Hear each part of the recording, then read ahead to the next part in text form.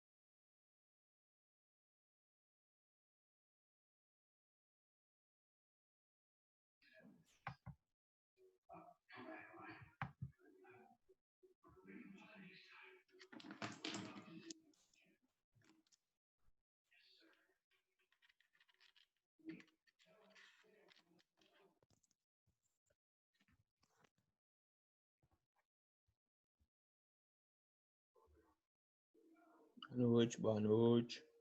Boa noite. Adolfo, acho que você entrou na aula errada.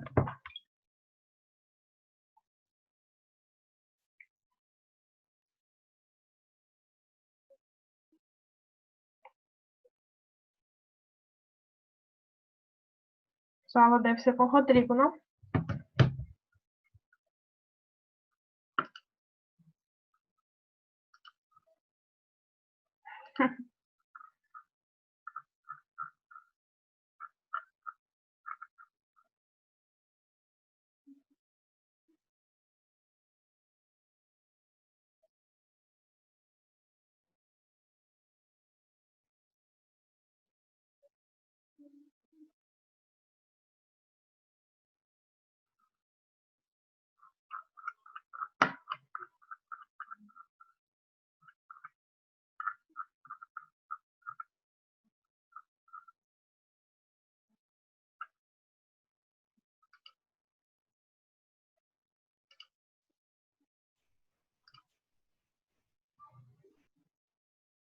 Bom, aí já temos aí a Flávia e a Eliane. Bom, vou pegar o slide aqui.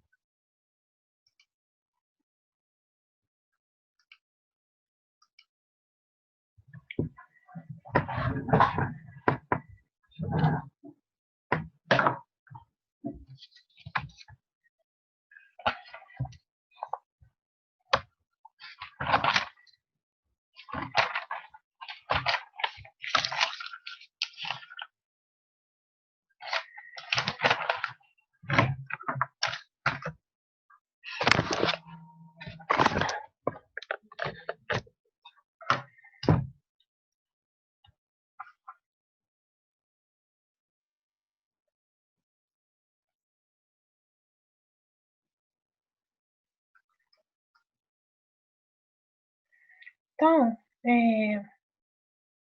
ontem, né? Aí a gente estava aí discutindo sobre a classificação dos projetos, né? Eu pedi aí para vocês estarem lendo o artigo. Depois a gente pega ele no final, tá?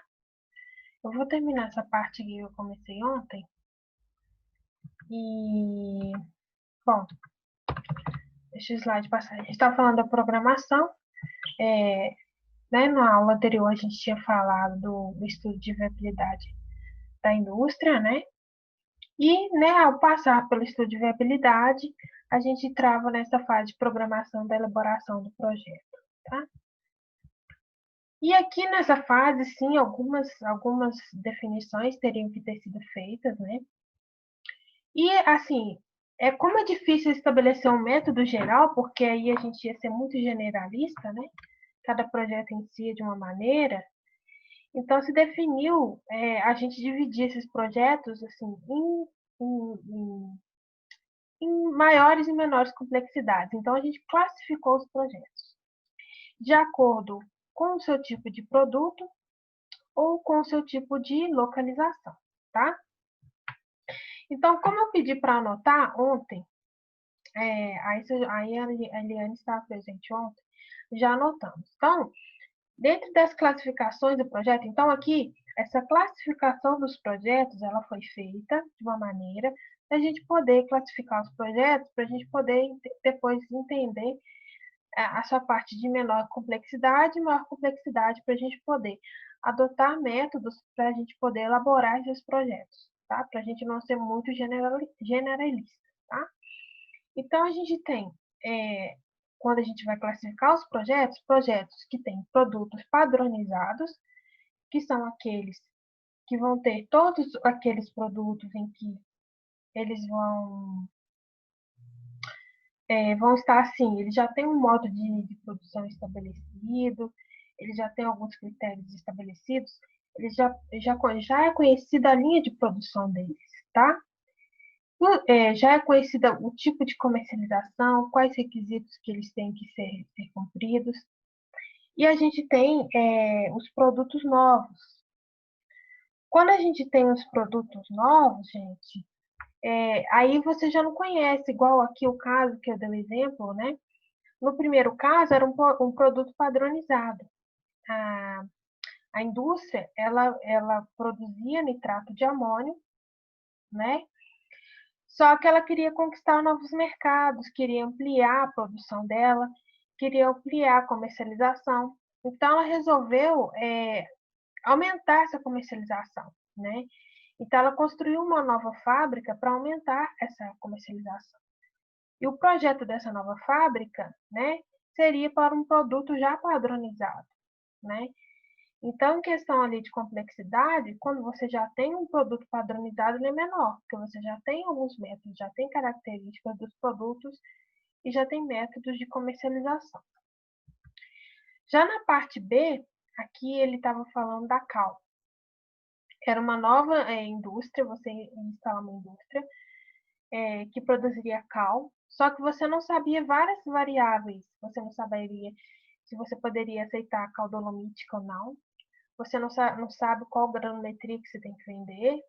Você não sabe o grau de pureza que você tinha que vender, qual que é a reatividade que você ia ter que vender, e entre outras características e outros aspectos. Então, aqui você tem um produto novo. Então, as dificuldades que essa empresa B, que essa indústria B vai passar, elas são mais complexas do que a indústria A, que tem um produto padronizado, tá? E aqui a gente também pode perceber que deixa eu ver o que eu tinha. Eu pedi para anotar aqui também, né? Então, um produto padronizado é quando no início das operações, na elaboração, se conhece completamente as características, tá? Do produto, tá? E dos produtos, não.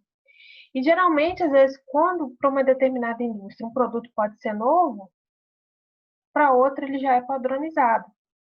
Então, no caso da cal, indústrias que já têm, né, que já têm experiência na produção de cal, o produto já é padronizado. Então, pode ser que para certas indústrias algum tipo de produto seja padronizado, para outras não, tá? Então, essa é a classificação por localização. Então, pode ser novo ou pode ser padronizado. Aí, agora a gente vai ver a segunda localização que eu comecei ontem. E aí a gente vai ter 3 tipos de localização, tá? Que inclusive foi a respeito do artigo que eu mandei. Então, a classificação por localização, eu vou começar aqui novamente, tá? Só para a gente não começar assim, meio perdido. O Igor e a Mércia chegaram. Igor? Eu tô aqui.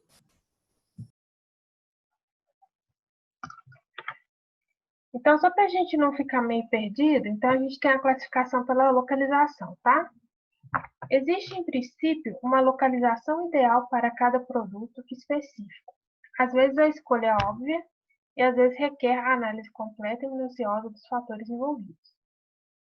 As informações obtidas durante o estudo de viabilidade deverão ser suficientemente precisas para se classificar o produto. A localização com meio de classificação permite selecionar as seguintes categorias de projetos. Então, exatamente como a gente fez com os produtos, agora a gente vai fazer com a localização. Vai existir 3 tipos de localização. E depois a gente vai fazer uma combinação entre o tipo de produto de localização e vai classificar em 6 tipos de projetos diferentes, tá?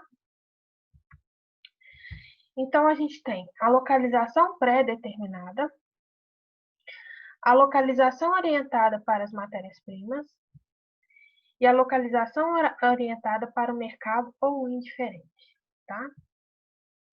Então, até ontem eu tinha pedido para anotar, pode anotar aí, a localização pré-determinada, localização orientada para matérias-primas e localização orientada para o mercado ou indiferente. Esses 3 tipos de localização que podem existir. Então, vou até anotar aqui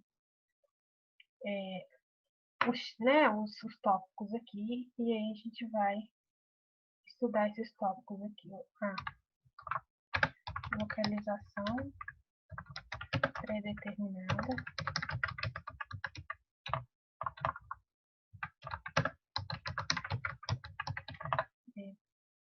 Localização orientada para matérias-primas.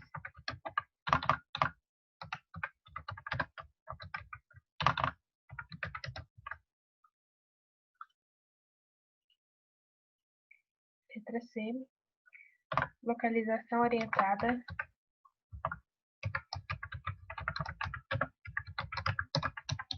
para o mercado ou indiferente, tá? São esses 3 tipos de localização. Bom, então, gente, a localização, ele é um fator, né, importante, né? Em certos casos, você tem que se localizar perto da sua matéria-prima. Como é o caso, por exemplo, de uma indústria, por exemplo, de cerveja.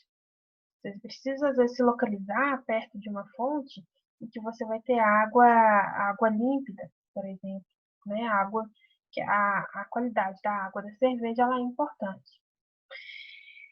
No caso, quando a gente tem extração de minério, né? É lógico que a nossa empresa tem que se localizar aonde está o minério, né?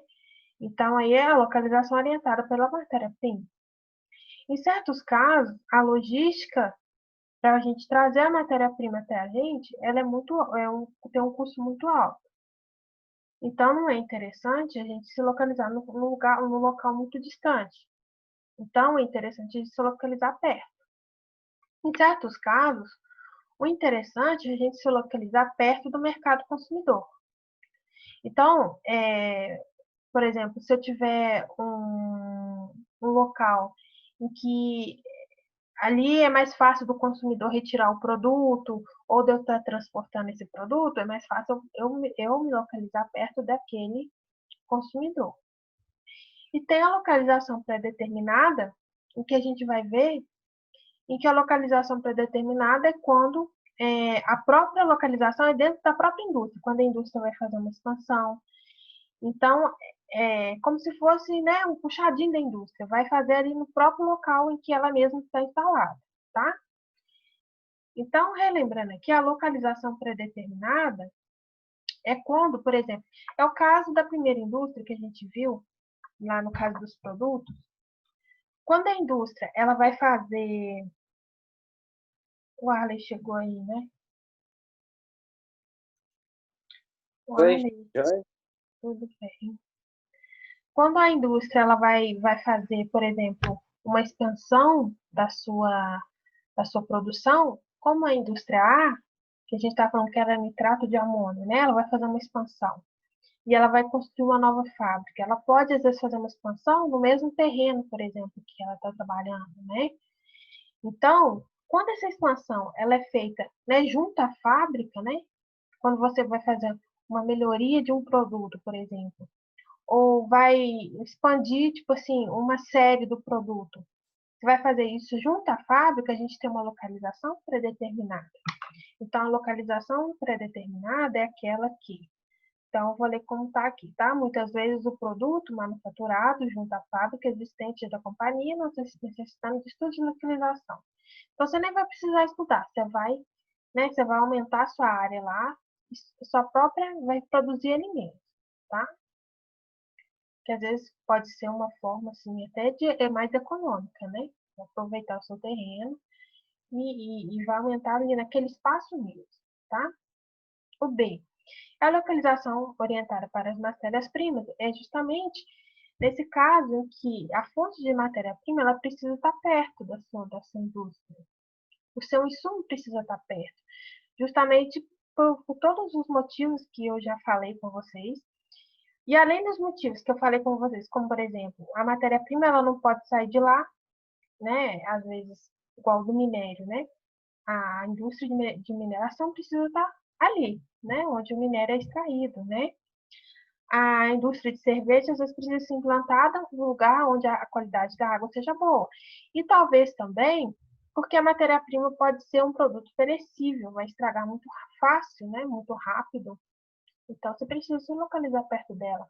Ou então, talvez o transporte dela seja muito caro, né? Então, depois a gente vai fazer nessa matéria mais adiante, a gente vai fazer uns cálculos de transporte, né, de matéria-prima e de produto, e depois a gente vai chegar numa conclusão onde é melhor a gente se localizar uma determinada indústria. Então, olha só, é a localização orientada para matérias-primas. Se a localização da matéria-prima é fator primordial, como é o caso da indústria de cimento, a escolha fica limitada às áreas de ocorrência das matérias-primas, tá? Então, aí a matéria-prima é primordial.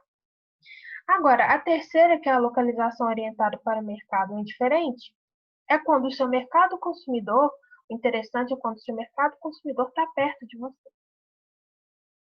Então, é mais fácil você ter seu mercado consumidor perto de você, por exemplo, do que seu mercado de matérias-primas, né? É mais fácil estar ali naquela área, naquela região, né? Que você vai atender melhor. Ou indiferente. Esse indiferente pode ser que algum motivo leve você a se instalar em determinado local. Por exemplo, pode ser por impostos, né? Que a gente sabe muito também que algumas indústrias têm essas questões de impostos. Instala, por exemplo, no norte do país tem os impostos, eles ganham, né? Essas questões de impostos são mais brandas, né? Eles ganham, né, benefícios com isso. Pode ser isso, né? Então, alguns fatores indiferentes ou fatores de mercado, né? Mercado consumidor, tá? Então, localização orientada para o mercado é indiferente. Neste caso, vários fatores são importantes para a escolha da localização. Diversas alternativas de localização deverão ser analisadas para se escolher a mais indicada, tá? Baseando-se no produto e na localização, pode-se classificar os projetos em 6 tipos distintos, como indicado no quadro seguinte. Então,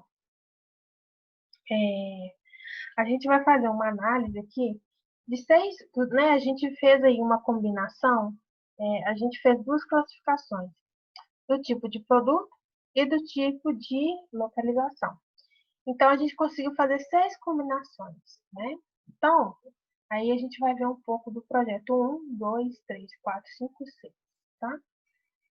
Então, aí a gente tem o projeto tipo 1.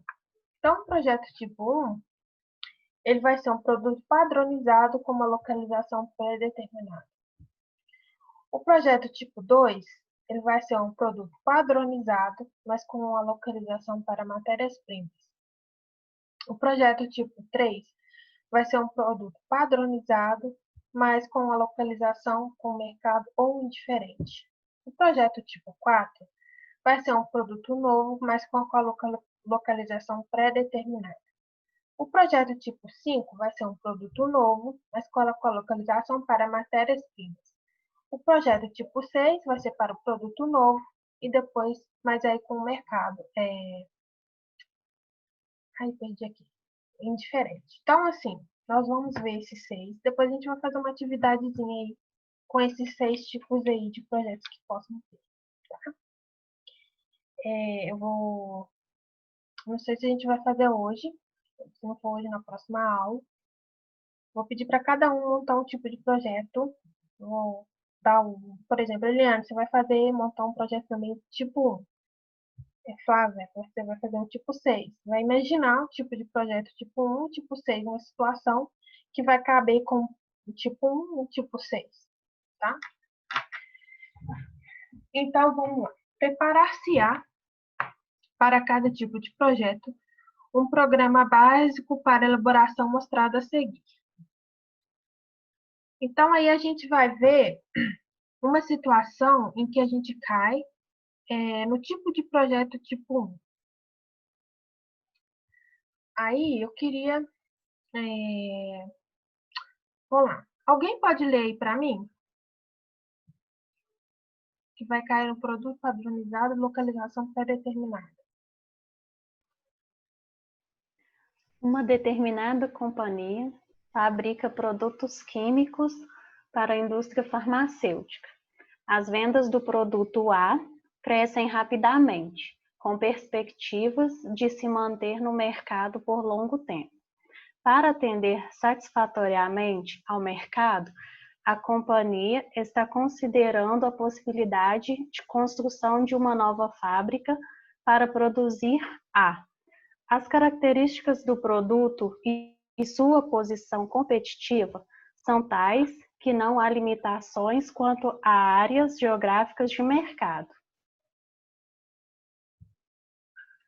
Assim, a companhia decidiu que a unidade nova será localizada junto à matriz.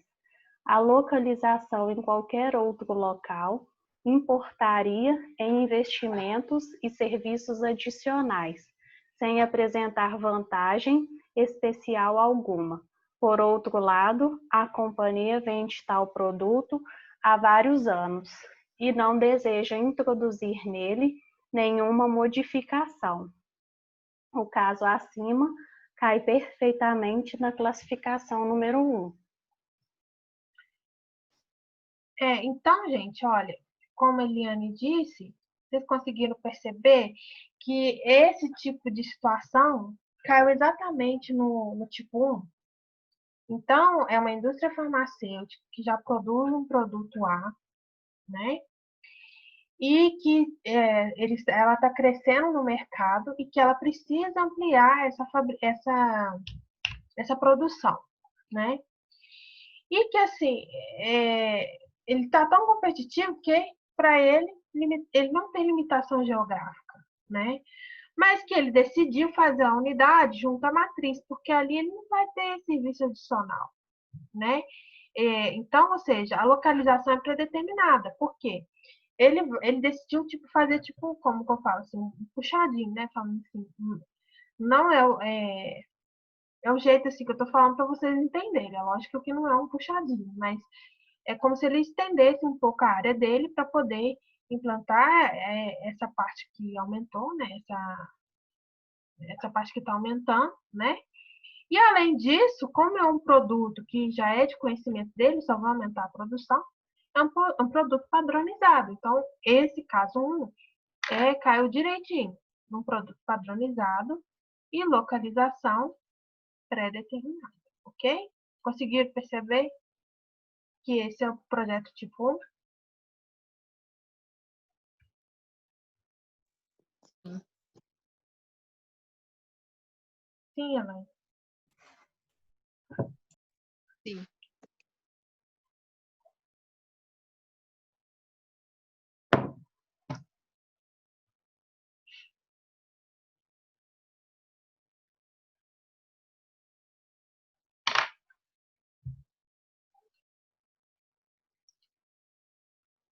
Aí, gente, o que ele está fazendo? O que eu falei com vocês? Que ele fez essas divisões para gente poder dividir do menos complexo para o mais complexo. Então, ele fez uma elaboração de projeto para esse tipo aqui de caso, né, para não ser generalista, né? Então, ele pegou uma elaboração para esse tipo de caso que poderia acontecer. Um caso que a gente poderia colocar com uma situação menos complexa. Por quê? A gente já tem um produto que a gente já tem um fluxograma, já tem um controle de produção e já tem uma localização predeterminada. Então, o que ele fez? Ele fez etapas de elaboração do projeto para esse tipo de caso. Esse que a gente vai ver agora, tá? Aí vem a figura 3. A figura 3, gente, é tipo o diagrama de PERT, que é aquele que eu mostrei para vocês na última aula, que é esse aqui, tá vendo? Que aí mostra as etapas, né? Então, ele mostra as etapas do que ele faria, assim, em ordem cronológica, para poder desenvolver esse projeto que a gente viu, que é o projeto da indústria farmacêutica, a expansão dela e da expansão dessa indústria farmacêutica, tá? Então, como é que seria? Aqui, no caso, aquele primeiro PERT que a gente viu foi para elaboração do estudo de viabilidade. Esse aqui que a gente vai ver é para elaboração do projeto, tá? Projeto básico. E depois vem um projeto de engenharia, tá?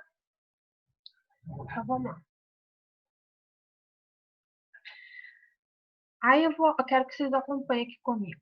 A figura 3 mostra um esquema básico para planejamento de elaboração do projeto em pauta, né? Que foi o que a gente viu.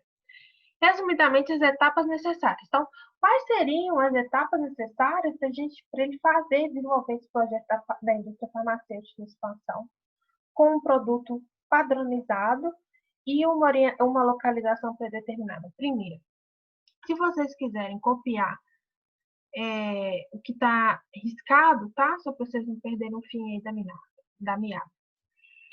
O primeiro passo seria a definição dos objetivos da companhia. Então, assim, algumas coisas vão estar parecidas com o estudo de viabilidade, mas lembrando que aqui, na elaboração do projeto, as coisas têm que ser o que? Mais detalhadas, tá? Algumas coisas vão bater, mas aqui vai estar mais detalhado, tá? Então, o primeiro passo, para eu definir, para eu, né, conseguir colocar em andamento esse projeto da indústria farmacêutica, é definir os objetivos da companhia, né? A mesma coisa se vocês forem fazer um projeto de TCC, colocar em definição os objetivos que vocês querem alcançar no TCC, né? Então, por isso que tanto pede lá objetivos, né? Então, objetivos. Quais objetivos que vocês querem cumprir? Né? Que aí vai te dar um nortear para onde você quer chegar, né? E todo projeto ele tem essa questão, a alcançar os objetivos, né? Alcançar aquela meta. Então, primeira etapa, definição dos objetivos da companhia. Neste ponto, os objetivos desejados pela companhia devem estar perfeitamente definidos. Então, você não vai ficar indo e volta, né? Então, tem que estar perfeitamente definido, né? Então, por exemplo, lá no estudo de viabilidade, você já tinha em mente, por exemplo, o produto que você ia fazer e tudo, aqui você tem que estar perfeitamente definido, ou seja, você tem que estar bem decidido do que você vai fazer, tá? Bem concentrado aí.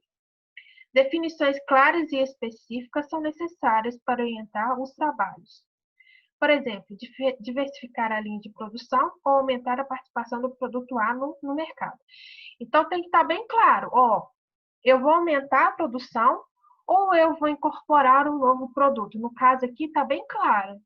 Qual que era o objetivo da indústria farmacêutica aqui que a gente viu? Aumentar a produção, tá? Então, no início, em que você tinha as coisas assim meio bagunçadas, né?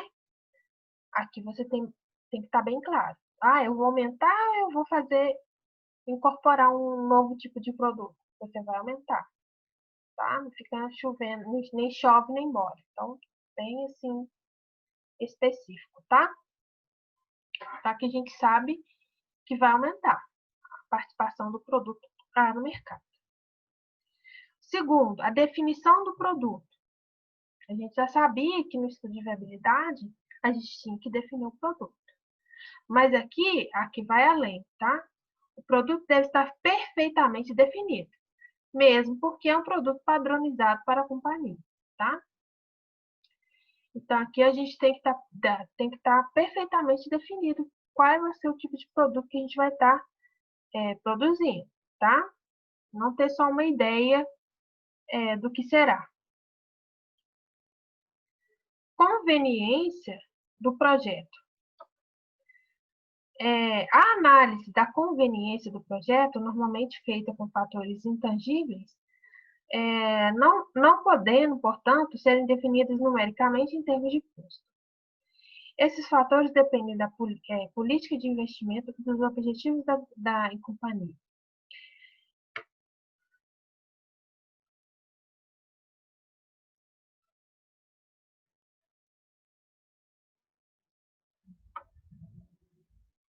Então, aqui a conveniência do projeto, eu vou conseguir, cumprir todas as metas que eu decidi, investir, né? Então, eu vou conseguir cumprir tudo aquilo, vai ser tangível, vou conseguir cumprir tudo aquilo que eu consegui como objetivo, né?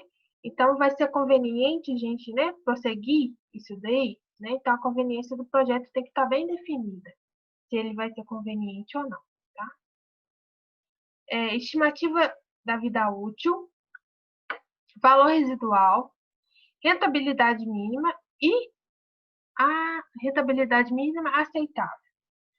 Então, estes dados são necessários à estimativa da rentabilidade do investimento, do custo total, da produção e da decisão final de investir. Então, aqui a gente tem, a gente vai fazer a estimativa de vida útil, estimativa de valor residual. Então, todas essas estimativas, a gente teria que ter feito para a gente ter essa questão de rentabilidade, para a gente decidir. A decisão final de investir. Tudo isso tem que estar bem claro aí para a gente, tá? O estudo das matérias-primas. Isso aqui também é primordial, né? Lembre-se que aqui não adianta eu estudar matéria-prima antes de ver se vai ter rentabilidade. Então, primeiro eu vou estudar isso tudo e eu chego no estudo das matérias-primas. As matérias-primas devem ser cuidadosamente estudadas. Os aspectos mais relevantes no caso são a qualidade, a disponibilidade atual e futura, os custos de transporte, os preços atuais e previsões futuras.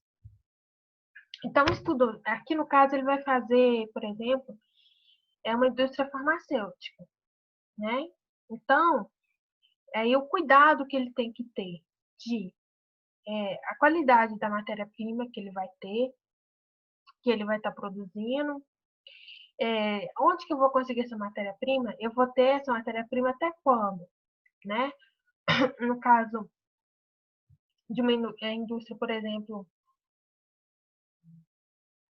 de mineração.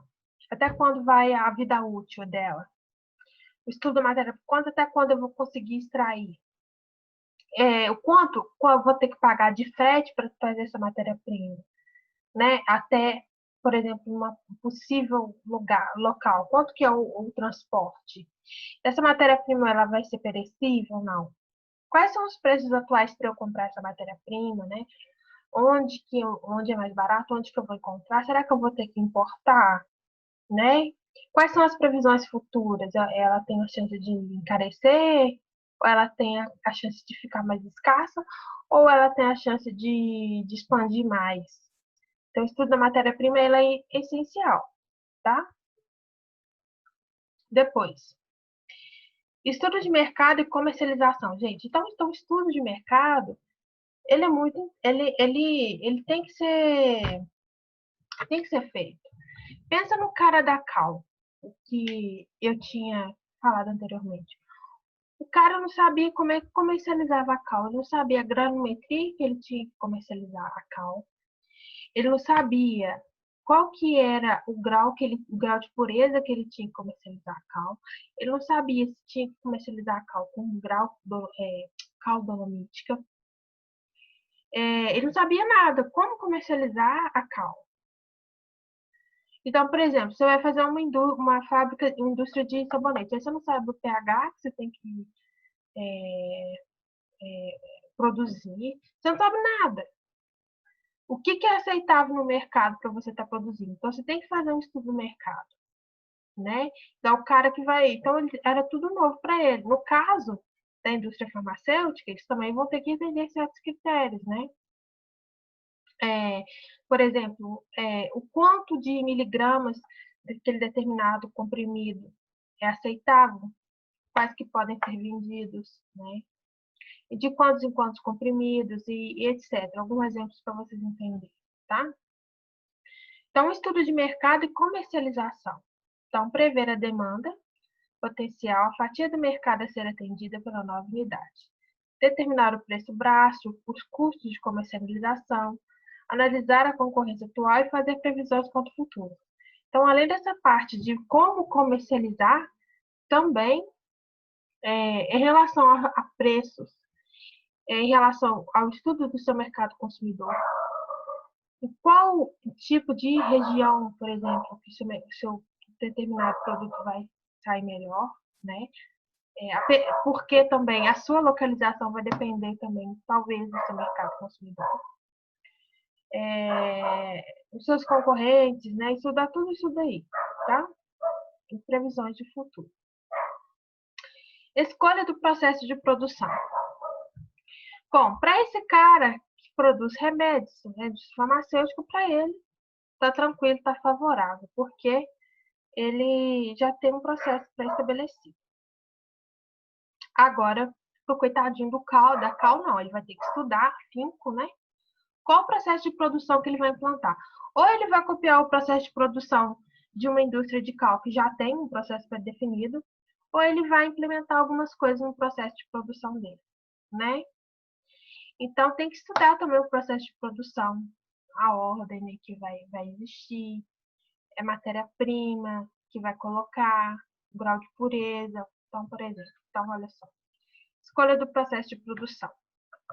Analisar todos os processos alternativos de produção do produto. Então, por exemplo, você vai fazer, vamos supor, um refrigerante. Aí tem duas rotas que você pode estar produzindo. Então, qual rota que você vai escolher? Qual processo que vai, por exemplo, gastar menos energia? Qual que você vai escolher? Ou qual processo que vai ser você vai ter mais qualidade de produção? Você vai ter que estudar. Vai ter que procurar aí artigos, procurar, né, processos para te responder qual seria esse melhor processo.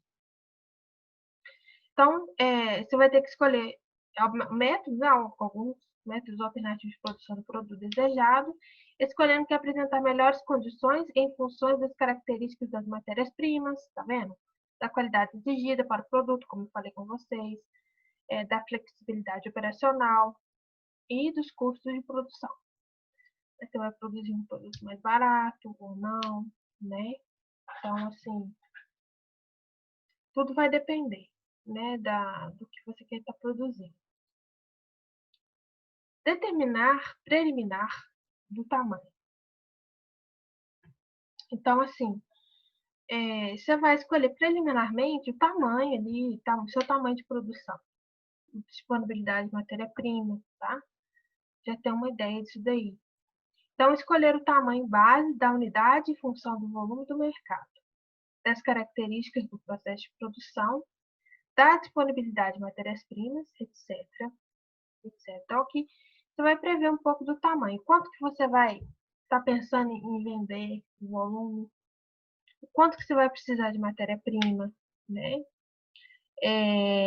Dessa disponibilidade de quanto que tem, né? De matéria-prima, das características assim, do processo de produção, né?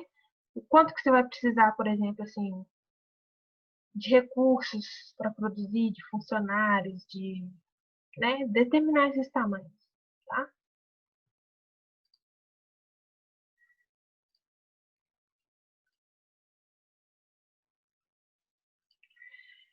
Projeto técnico de engenharia.